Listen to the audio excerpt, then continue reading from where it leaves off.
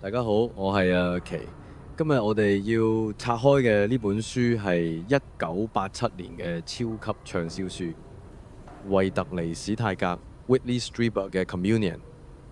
咁點解要講呢本書呢？因為佢打破咗人類對外星人嘅所有幻想。喺呢本書之前，外星人係科幻片入邊嘅英雄或者怪獸。喺呢本書之後，外星人變咗係一種喺你瞓覺嗰陣靜靜企喺你床邊嘅訪客。呢本書唔係講科學啊，佢係講一個作家點樣喺某一日瞓醒，發現自己嘅人生徹底崩塌，因為佢確認咗一件令所有人毛骨悚然嘅事：呢個世界唔係人類話晒事。故事開始喺1985年12月26號，Strieber 一家人去咗紐約北部嘅木屋度假。佢哋原本想過一個平靜嘅聖誕節，但係奇怪嘅事發生咗。Strieber 成晚都覺得好唔安樂，佢覺得屋入邊有一種緊張嘅氣氛。佢記得自己因為屋入邊有怪聲而起身。佢最初以為係賊。當佢走出房間，有一種好強烈嘅，好似電擊一樣嘅恐懼感包圍住佢。跟住佢嘅記憶就咁斷咗。再有記憶嗰陣，佢已經翻咗去床上面，成個人好似俾人撳住咁喐唔到。好多人睇到呢度會覺得係睡眠癱瘓，但係 Strieber 唔係普通人，佢係一個邏輯性好強嘅作家。佢發現自己身上出現咗一啲解釋唔到嘅傷痕。佢開始懷疑呢個斷裂嘅夜晚係有人拎走咗佢嘅記憶，填入咗一啲假嘅影像。佢嘅人生從嗰一刻起變成咗一個必須要解開嘅謎題。為咗揾翻嗰晚發生乜事，Strieber 進行咗一連串嘅催眠。催眠入邊嘅細節呢，係呢本書最令人震驚嘅地方。佢描述自己俾人帶走，帶入咗一個好似飛船嘅空間，入邊冇過多嘅設備，只有一啲奇怪嘅光。佢被安排坐喺一張凳上邊，然後嗰啲訪客咧開始對佢進行各種檢查。呢啲檢查唔係醫療性質嘅，而係好似有人將你拆開，睇下你啲零件係點樣運作。Strieber 提到最深刻嘅細節係，佢哋會拎出一啲好似針一樣嘅嘢插入佢嘅頭部。佢唔覺得痛，但係佢感覺到一種被抽走嘅感覺。嗰陣時，佢以為自己死咗。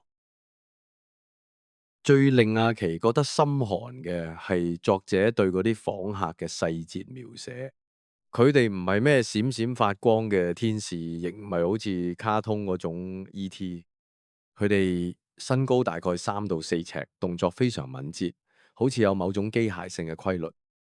當佢哋靠近嘅時候，Strieber 形容嗰種空氣嘅震動感，嗰種聲音唔係從空氣傳入嚟，而係一種直接喺佢個腦入邊震動嘅頻率，好似好多金屬片喺度高速摩擦。最恐怖係佢哋雙眼。Strieber 話嗰對黑色杏仁狀嘅眼望落去好似深不見底嘅黑洞。你望住佢，你感受唔到任何愛，亦感受唔到任何惡意。你只係感覺到一種絕對嘅客觀。呢種客觀呢，係人類最恐懼嘅嘢。因為如果你淨係一個實驗品，你嘅痛苦、你嘅哀求喺對方眼中根本冇意義。佢甚至描述到嗰種觸感。當佢哋嘅手指劃過佢皮膚嗰陣，嗰種質感唔係生物，而係一種剛硬嘅，好似舊式皮革或者塑膠嘅觸感。Strieber 寫話：我當時只係想求饒，但係我連一句完整嘅說話都講唔出，因為嗰個空間好似連時間同空氣都凝固咗。想象下喺一個漆黑嘅夜晚，幾隻咁樣嘅嘢喺你床邊，而你連尖叫都做唔到，嗰種絕望係點樣咧？Strieber 覺得呢場接觸係一種靈魂層面嘅互動。佢提出一個好大膽嘅推論：呢班訪客可能唔係嚟自另一個星球啊，佢哋可能一直喺度，只不過我哋睇唔到。佢哋可能係人類進化過程入邊嘅一種催化劑，亦可能係一種掠奪者。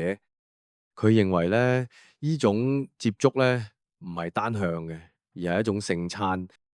佢哋從人類身上攞走一啲嘢，可能係意識、記憶或者靈魂能量，同時亦俾咗一啲嘢俾人類。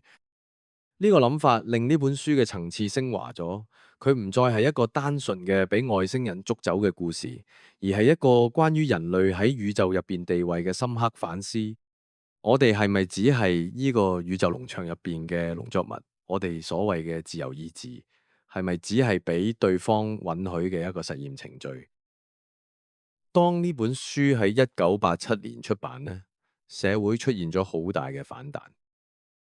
好多人笑佢係神棍，話佢寫緊科幻小說，當真時寫。但係隨之而嚟嘅係幾萬封讀者信，呢啲信入邊有退休空軍飛行員，有耶魯大學嘅教授，有嚴謹嘅外科醫生。佢哋寫信去同 Strieber 講，我都經歷過，但係我一直唔敢講。呢本書成為咗一個觸發點，佢打開咗一個潘朵拉嘅盒子，等成千上萬個長期受困於恐懼、俾社會認為係精神失常嘅人，終於有一個理由去相信自己唔係孤單嘅。呢本書證明咗一件事，呢種現象可能真係普遍到一個點，只係我哋呢個文明用一種排斥嘅態度，將所有唔合理嘅事都歸類為精神病。睇完 Communion， 其實我覺得最重要嘅唔係去爭論到底外星人存唔存在，最重要嘅係人類嘅驕傲。我哋成日覺得自己係呢個宇宙嘅中心，我哋覺得自己可以控制所有嘅現象。呢本書話俾我哋知，無論係面對外星人定係面對生命入邊嘅不幸，我哋最重要嘅係要保住自己嘅人性。當你被未知嘅恐懼包圍，你要記住，你仍然擁有感知嘅權利。好啦，今日嘅神秘檔案就到呢度。你覺得呢 Strieber 係咪真係遇過外星人啊？記得撳 like 同埋訂閱羊駝讀書會。下一集阿奇會講另一個足以震碎你世界觀嘅傳說，保證你下次關燈瞓覺之前會望多兩眼窗邊。我係阿奇，下集再見，拜拜。